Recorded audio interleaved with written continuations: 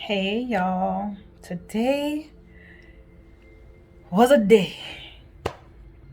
Well, is a day, cause my my therapist calls me early in the morning, like 6, 7 o'clock in the morning, seven something, six something, I don't know. And she had to rush to the hospital because she had chemical burns to her eyes. Goodness, when I tell you, my chest just sank. And she's such a sweetheart. She's like trying to apologize for not being able to come. She's like, I'm so sorry. I just hate to call like this, but girl, you are worrying about the wrong thing. Your eyes. Oh my God. And she was in so much pain. Like, man, that's crazy.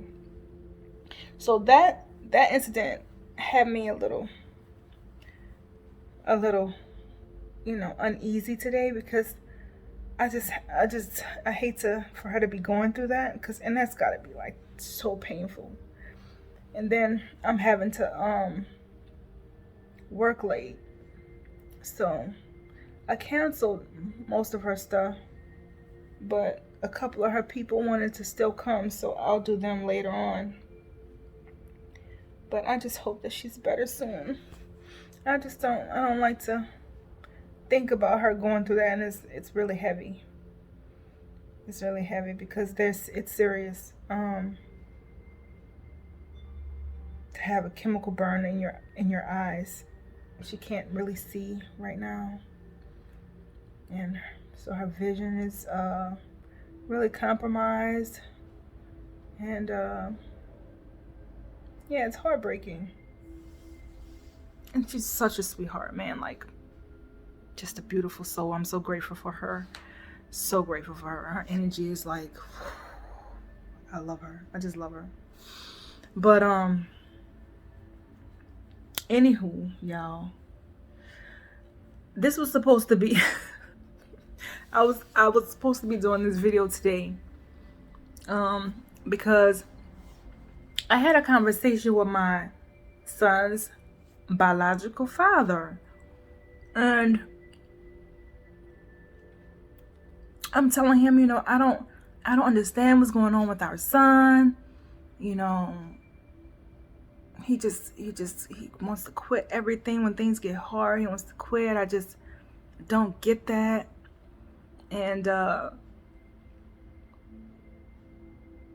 keep in mind, I was with his father when I was 17, 18, no, 18, 19, 18, 19, 20, 21, and 22. From 18 to like 22. Oh no. I'm too old, girl. What time? 18, 19, 20, 21, 22.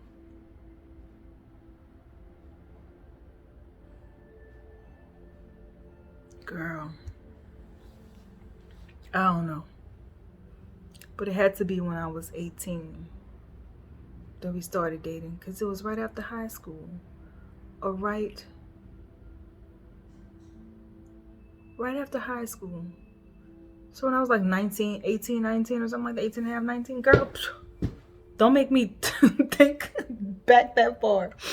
Anyway, I was just going on and on and on saying that, how I didn't understand my son, and, why is he quit?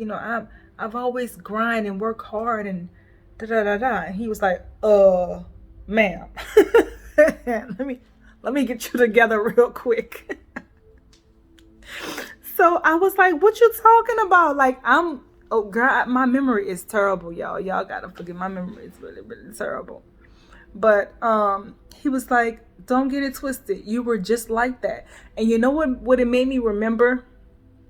Which I never really forgot, but I think I guess when time passes and you're just so used to a certain routine that you forget. And with my mind, I'm scatterbrained like a motherfucker anyway. So, but he was like, no, you were exactly like that. And I'm like, no, I wasn't. But then I remember when I was in massage therapy school, okay, because we had took maybe like a 2-year break. Like we were not together for like 2 or 3 years, and then we got back together. So our relationship was like kind of on for like two or 3 years, and then off for like 2 or 3 years, and then back on for 2 or 3 years or whatever. So anyway, I remember I was in massage school. Now around this time, we're living with his mom, and I was like, what, 20 something, real early 20s, whatever it was, like 23, 24. And I'm in massage therapy school. And first I was in accounting school, quit. Got a job at like a Winn-Dixie. And this is me just like, I just didn't remember that part of my life, that part. And I'm just like, damn, yeah, I worked at Winn-Dixie, I remember, and I quit. I didn't work there that long. He didn't say much because he supported me. Like, he supported me financially. So I didn't really have anything to worry about. He supported me financially, and I ain't never need anything. I really want anything. He took care of everything. But I started going to massage therapy school, and I remember not wanting to get up, and I'm just like, I just don't want to go anymore. I'm just done, right? And he was like, no, you're not. So he literally dressed me. Do you understand what I'm saying? I'm talking about pants, socks, shoes, shirt, bra, everything. He literally dressed me. And at this time, we didn't have, like, something was going on with his car. So his car was in the shop or getting painted or something like that. I don't remember what it was, but we didn't have a vehicle to use. So his friend had to bring me to school. Oh my God. And this car was so beat up. I was like, I don't want to get in this car. His car always dirty. I'm telling you, his car was filthy. I'm talking about, you don't understand how filthy this car was. It was super, super filthy. And I did not want to get in that car. And I was just tired. I was cranking. I just was like, and I was spoiled. Like, one thing I have to say, my children's dads, Nick Navaja's dad, and my two children's dad, like, they really did. The both of them spoiled me. I've been lucky in love, I have to say. I can't really say that I've been through like crazy stuff in love. I've been well taken care of. But when I tell you, I fought tooth and nail. I did not want to go to class, and that day I was quitting. And he was like, no, you're not. So from that day on, he was just like, no, you got to do something. You got to do something. You got to get this together. So I guess I have to be thankful for him for being that push in my life. You know what I mean? Being that person who cared enough to make me do what I need to do and actually complete and finish things. So he was like, dealing with this boy right now is like a flashback. It's like dealing with you all over again. And I'm like, oh shit. So it hit me like, damn, how soon we forget. Like, yeah, pretty much I was a motherfucker. And I was just like, it really just hit me like, not me, like me, but he is where I get my grind from. And then when he went away, I really had no choice. And I think that, and this may sound horrible, but I think him going away was a savior for him and I. I really do. Just like I told Navaj all the time, you ever thought that your daddy needs to just be pulled from that lifestyle? It's really all he knew. That lifestyle was really all he knew. And he had an attachment to it. He tried to get regular jobs and things like that. It didn't work for him because that's just not what he was used to. He had been doing this since 7th grade. Like, this was his life. This was how he lived, you know? And people who live that type of lifestyle, it's hard for them to like get a regular 9-to-5. Even though he tried, and I begged, like, please come out of the street, don't do this. And I begged, and he tried. He really did. He tried. So I can't say he didn't, but he needed that. And I think if it was any less time, I mean, things could be just so bad. Had he not gone, things could be so bad for him and absolutely bad for me. But when he went away, it took away my attachment. It took away my comfortability. It took away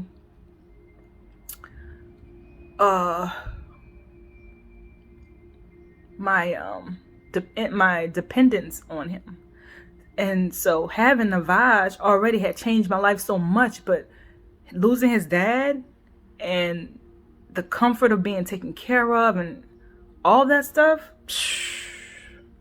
after the heartbreak part was over, it was like, okay, damn, I really need to grind. Like, I can't, my son was already used to a certain type of lifestyle. Now, I couldn't give him everything his dad gave us, but I had to do something, so it was like, okay, I gotta do this, I gotta do that. So then that changed for me. So that's when my hustle started. That's when, it's not street hustle, but that's when I like, okay, I gotta work, I gotta do this, I gotta do that. I was getting shit done. It was no more quitting. I couldn't quit no more because I had my baby. I had to get things together. You know what I mean? So it was rough, but man, it helped me and instilled something in me that ain't no stopping. You know what I mean? Like, it's not no stopping. Like, and I think, maybe me trying to do that with my son, and Nick and I, like, really trying to push him. He didn't take it a good way. He didn't take it as, okay, let me get my grind, let me do this, let me, he didn't take it as motivation. He didn't take it like that. I think he taking it as, we want you to do this and this that way, and we're just controlling and blah, blah, blah, blah. So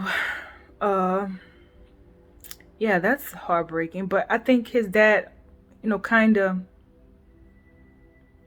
needed that. He needed to be pulled from that world and on a serious tip, because now he's doing so good. He's just wonderful, and he's not doing anything. Everything he's doing is on the up and up, and it's amazing.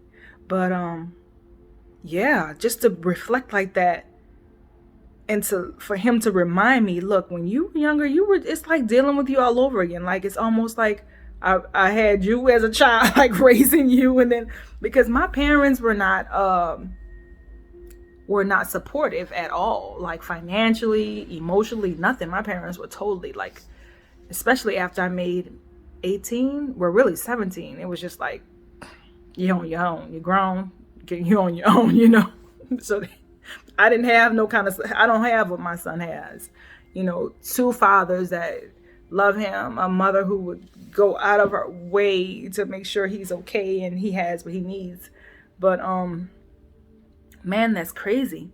And then also, so that was reflection number one, okay, that my son is a lot like how I was when I was young. And I had totally not recollected that. I didn't digest it. I just was oblivious really until his dad was like, ma'am, excuse me.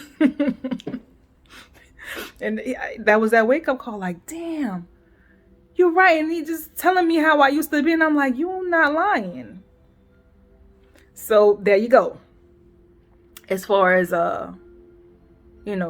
giving up or quitting when things get a little bit challenging, so just hopefully something snaps in him that's like, okay, I got to get my shit together. Dad was right, or mom was right, or whatever, at some point. Because now he's on a tip like, I'm not trading time for money. I don't want no job. But he doesn't want to learn to invest either. Like, I remember one time too, he also wanted to like get into Forex or whatever. So I was for that too. I bought a course. Learn about Forex, but he didn't finish that either. But that's part of his personality. I think it's something that he'll probably grow out of. But this thing about not wanting to trade time for money, I get it. You want your freedom. You don't want to be on a clock. You don't want to be told what to do, because I'm very independent mind. Like, I don't, I've worked for companies before, but now, like, I can never go back to that. And both your dads, they're just not, they're not built for nine to fives. They both need to be doing their own thing, which they are. And I get it. I get it. And I've always encouraged you not to get a job. I've always said, honey, do something that you can make money and be free, like your music or your products or things like that. But you have to stick to something and stick to it hard and grind towards whatever it is you want. So, I get the not wanting to work thing, and you're young enough to where, you still have time to kind of figure it out, and you have family around you who's supporting you and doing everything they can to make sure you don't fall on your ass.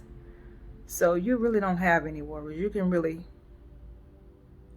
really just pretty much do what he wants, because nobody's gonna let him fall. And he's just not alone. He has a lot of support, whether he knows it or not, or appreciates it or not. But also something very disturbing that I found out a few days ago. I remember like a while ago, I think it was like during like the first COVID shit. He sent me a video of this guy.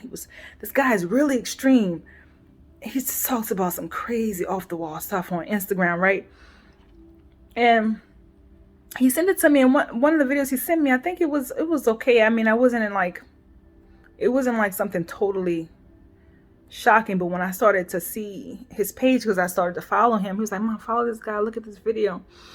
And I started to follow the guy. I mean, just he was like kind of off the wall, and I'm just like, some of the stuff he's just saying, I just don't agree with all the way. And he's really, really,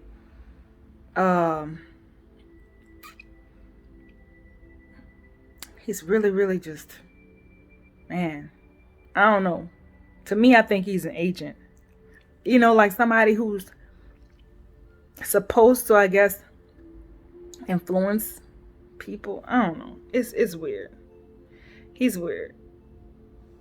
But my son lately has been saying things about, just because you're my mama don't mean nothing. We're all adults, and the terms mother and father are power constructs, so that you feel so that I feel you have power over me, and things like that. And I'm just like, where is this coming from? But then I remember, I'm trying to put two and two together, like what is going on, because my son really did a whole 360 like very recently. Like it was just not like, we don't even know who this kid is. Like his grandmother agreed with me, like ever since he's went over, he lived in Slidell, like he's changed. Like we don't know what's going on. Like, and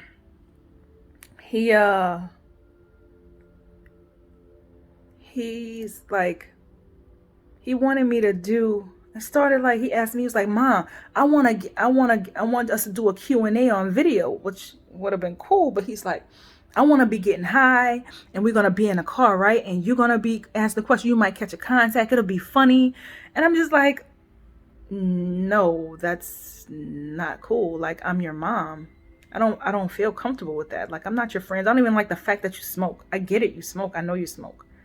I smoked when I was younger, about your age, 18, 19. I get it. But I don't like that you do it. I wish that you wouldn't do it. I even tried to like introduce him to something different. Whereas like this pharmacist, she makes her own THC thing stuff with praline candies and stuff like that. I'm like, I think it's a healthier way to ingest it. Where you still, because I'm not, again, I mean, if that's what you want to do, but I think a lot of this bud, man, it's not what it used to be. I really think that something else is in this shit. I really do. And that's another thing. I was like, we were cool, like we were on the phone. I'm like, "Honey, I want you to like just try to go a week without smoking, just to see how you feel. Just go 1 week." Because when he first started smoking, he got really sick. His stomach started to bother him a lot. My son used to went from eating big old meals. I mean, my son, little as he is, he could eat, to like eating from a saucer.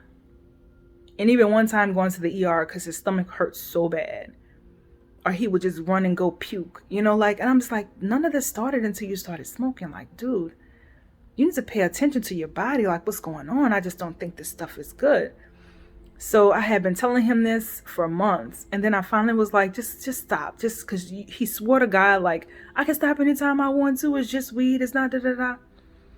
But then when I asked him to go a week without smoking, he just went ballistic. Like, he just went crazy. Like, I'm tired of explaining myself to people and y'all don't understand. And, you know, then he told me, well, you eat Chick-fil-A. It's the same thing. And I'm like, no, it ain't. I'm like, I didn't understand. Like, he just went crazy talking about there's chemicals in the fast food. And I'm like, okay, I love Chick-fil-A. Y'all know that. I'll be talking about Chick-fil-A. I love Chick-fil-A. And there is high amounts of MSG in Chick-fil-A food, especially like the chicken nuggets or whatever.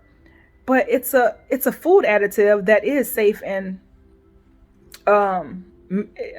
certain quantities, you know, and I know how much I can eat of that. And I know, okay, I've had enough. I have to take a break, and I'll eat it this time, and then I won't have it for a few weeks. You know, it's not like I eat Chick-fil-A all day, every day, you know, and this is something you can flush. But I think sometimes dealing with drugs and different chemicals, you know, this stuff you can't really flush. Sometimes this stuff can change the molecular structure of your freaking cells and change things, the way your brain operates, you know, like it's not the same thing. It's so different. It's so different. And I'm concerned about that. And I'm like, I just hope it's not. I hope it's nothing, you know, because you don't want your kids like being, even because sometimes even if I think he was like, you know, you think I would do something, like, you think, you know, you have this idea of me in your head and this is what you want to believe about me. And I'm just like, no, I didn't say anything was wrong with you. I didn't say that you were doing other drugs. I'm saying that something might be added to that you may not know about. And I'm not saying you're deliberately doing something. I'm saying something may be wrong with it. And maybe we should do a drug test to see if there's anything else in that stuff, you know? Because I've heard, I mean, I don't know a lot about that stuff right now, but I've heard like of people lacing their stuff to make it have better effects and things like that. You know, I've heard about it. So I'm just trying to figure out like what's going on, baby. You know, he was like, no, this is just me evolving and you can't take it. You know, growth is painful to other people and you don't want to see me grow and you don't want to see. And I'm just like, child, you are mine. Which he hates that I say that. You're mine. You think I don't want to see you do better and get better and evolve and grow? Of course I want to see that. Of course I want to see that. If you're actually doing that, but you're not actually doing that at this present moment. Or maybe you are. Maybe you are. Maybe it's just ugly for me right now. This is the ugly part. And it's hard to see my baby go through the ugly part. But that doesn't take away that it's still part of your journey. And I'm working on that. That's why I had to correct myself. I'm really working on understanding that this is my baby. This is my baby's journey. This is his journey alone. I can't do it for him. Whatever it comes with, whatever pain, whatever mistakes it comes with, they're his. And this was it ultimately going to shape and mold him to who he is. So I have to keep reminding myself that I don't have control. I have to let things go the way they're going to go, no matter how much it hurts. You know, because, y'all just don't know. I had when I first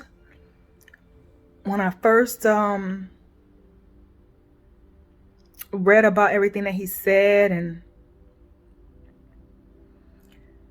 it was devastating. I had a client. I'm coming into work like I felt fine, and then it was time to go in the room, and I just I had like a anxiety attack. It was like a mini anxiety attack. Like my throat got really tight, and I started crying uncontrollably. And Cantrell was like, she's about to go in with her client, and she's like, oh my God, I'll do it. Don't worry about it. Let me do this person and just have them wait, and I'll come and do it or whatever. But she had back to back. I mean, she was so busy that day. Oh my God. But she's so, when I tell you, she would just try to give you she would just try to give you, she just gives and gives and gives. I'm like, no, I can't do that to you. And so I had to go in, and anybody who knows the Peppermint Room, I am so like client first. Like, I don't want to do anything to, you know, make the experience, lessen the experience or whatever like that. I just couldn't. I couldn't do it. And good thing this is like one of my people who come to me, so they know me, you know, they know me. And so I went in there and I'm just like, I was a mess. I was like, I can't. I'm sorry. I just can't. And she was like, oh, it's fine. It's fine. Don't worry about it. It's okay. It's okay. And I'm just freaking out. I have a ball in my stomach, like a ball, like a knot in my guts, like right under my rib cage, right above my belly button, like just pulling and pulling. And I just can't stop crying. Like, ugh, it was disgusting. I'm talking about snot and everything. And she came in there and she's like, what's going on? And she talked to me and she's just like, he's going to be fine. He's fine. He's figuring it out. He's fine. And although I was in so much agony, like I needed that so bad. I mean, that, and she just talked to me for, it was probably over an hour. She was like, here I am thinking I'm coming to get a massage and I'm here for you today. And she was there and I needed it. When I tell you I needed it, and Cantrell, man, that girl is so amazing. And I know she just would have been there too, but she was slammed. She had client after client. She just was slammed that day. And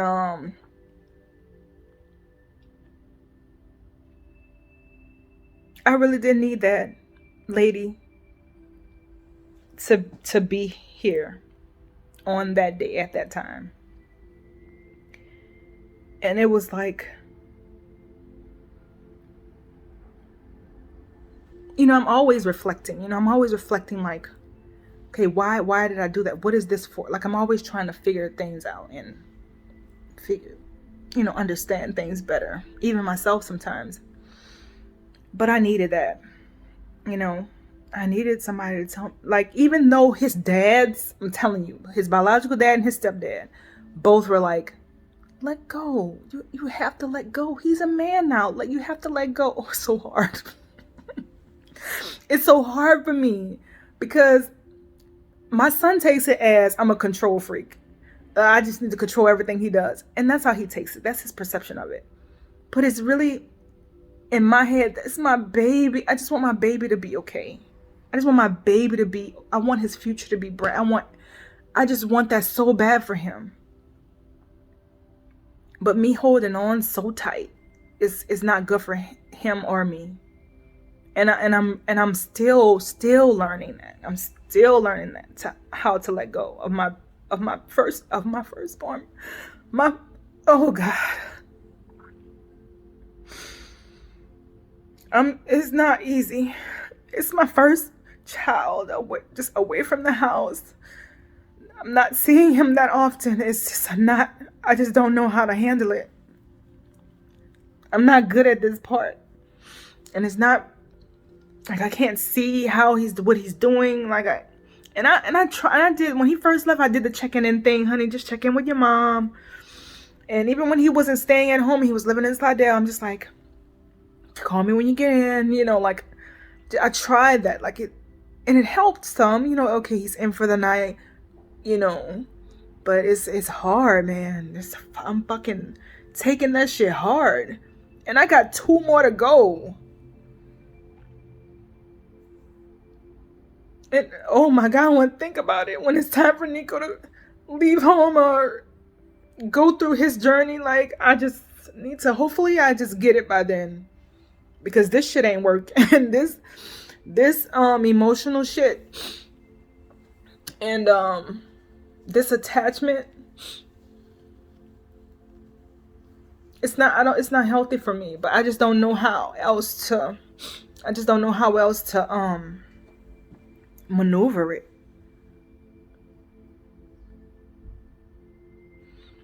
But I am trying. I'm trying. And I'm processing. I feel a lot better. You know, this is just the third video, and I really do feel so much better than I did. I'm sleeping. I wasn't sleeping. Now I'm sleeping. And that feels good. That really feels good that I'm sleeping. Whew. Ciao.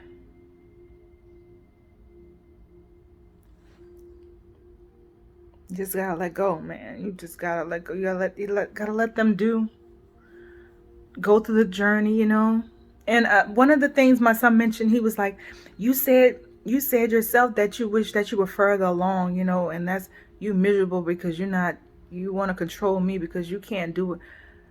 Whatever, y'all read it. If you're watching this, you probably read it. But that's not at all the case. Just because I feel like I want to be or I should be further along doesn't mean I'm miserable. I'm so proud of myself. I'm very proud of myself because nobody really, you know, I don't want to say nobody helped me because that's not true. But I will say that I worked my ass off to get where I am, you know, and I owe my placement in life to Navaj's biological father for pushing me when I didn't want to do anything. I owe this to him and to Nick for supporting me when I got tired of the corporate world, and he allowed me to quit my job and start my business.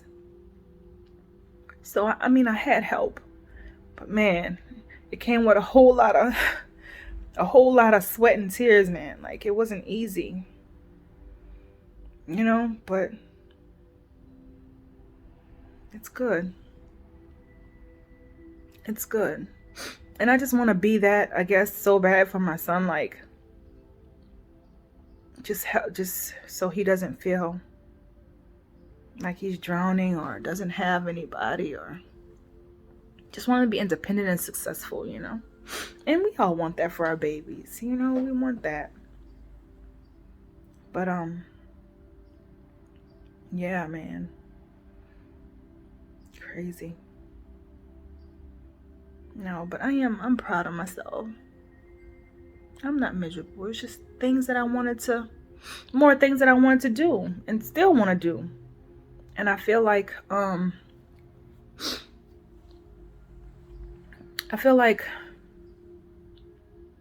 that's why I push you so hard, like, because I don't want you to feel like there's things that you shoulda, coulda, woulda. And a lot of those things is because I used to procrastinate. I know what it feels like to lose time. And I guess I want to save you from that. And it ain't my place to do that. To save you from that. I can tell you, but I can't make you. And it's not my place to try to force you to do things in a way that I feel is going to be the safest way for you. You have to go and figure out life on your own. And that's the part that I'm struggling with really hard. Just backing up and letting you be your own man, you know, making your own mistakes. And maybe it took for you to lash out like crazy and for me to realize that I need to back up, you know. Because when you love somebody as fiercely as I love you and love my children, period. Because I think now that I'm reflecting, I may have pushed my baby sister away in the same way. Because I felt like she wasn't doing things the way that I felt like. Because really, I've always had like a motherly instinct over my baby sister, because like I raised her practically from like I raised her. My mom worked a lot. Like my baby sister, she called me mom up until like she was like maybe 5. She'd be like, Mom, it didn't really, it wasn't, she's the baby, but I cared for her a lot. And all through her life, she can always come to me. She could always come to me. But I think that, I guess I'm a bit overbearing, too overbearing for her. And she lashed out on me before too. She did too. You think you perfect. You think that, and it's not that. It's so not that. I have my own shit. Like everybody have their own shit. It's just that when I love somebody so fiercely, I want them to be the best they can be and have the best. And it ain't my place to push so hard. And some of y'all might know my little sister's story. She worked here for a little while, front desk, when I was on General de Gaulle location. And I'm just like, work here. This is what we're going to do. We're going to figure out a plan. We're going to do this, and that. And da-da-da. You're going to make this amount. And this is what's going to happen. And you can do this with your credit. Don't do this and do that. And don't. Oh, God. And then, like, reflecting back on that, they didn't take it as love. They took it as, bitch. My sister and my son, they took it as calm the fuck down. Like, this is my life. And that just hit me, like, just now with my little sister. That just hit me. Like, I really didn't get it. Like, why the fuck she went off on me? Why did she back up? Like, why she didn't come around the way she used to come around anymore? Because, bitch, you clingy and you fucking controlling to them. Which that's not my intentions. And if my little sister sees this, it was never my intentions to make you feel like what you were doing was not good enough. It was never my intention.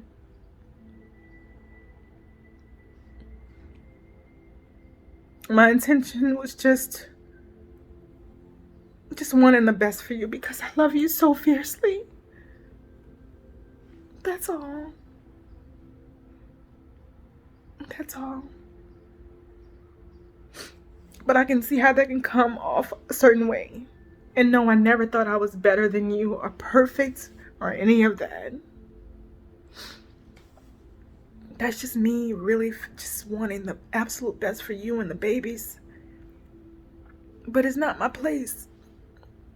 And I'm learning now. I'm learning that just because you love somebody and you care for them, it doesn't mean it's your place to tell them what path they should take in life, who they should date, who they shouldn't date. You gotta let people live their life. My heart was in the right place. Please know that. It's never been, I adore you, and you know that I adore you. Always speaking positivity and life into now I can't get with the burlesque, okay? I baby steps.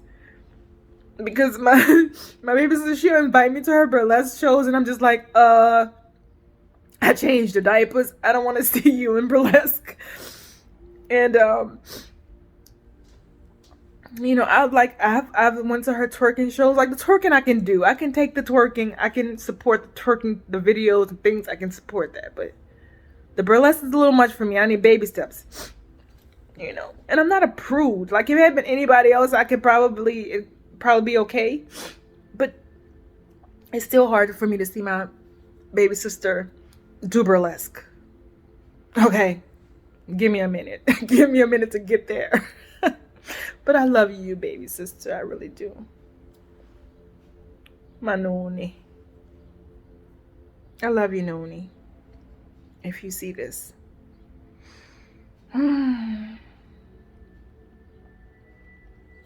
But yeah, y'all. This is my process. Me reflecting, and I think that's all for today, y'all. I think I'm done sharing. Today was good. Other than Cantrell being hurt. because that's a little heavy. Because she's such a doll. And she's in so much pain, and it's really a tough thing. And her clients are gonna miss her until she gets back. But I'll be here. I'm probably gonna leave her. I'm gonna leave in a little bit. I'm gonna get some lunch and then come back for her because she has later clients, and come back for them. But yep, that's all for today, folks. And I'm gonna go blow my nose because, gosh, not. All right, y'all. Thanks for listening. Bye.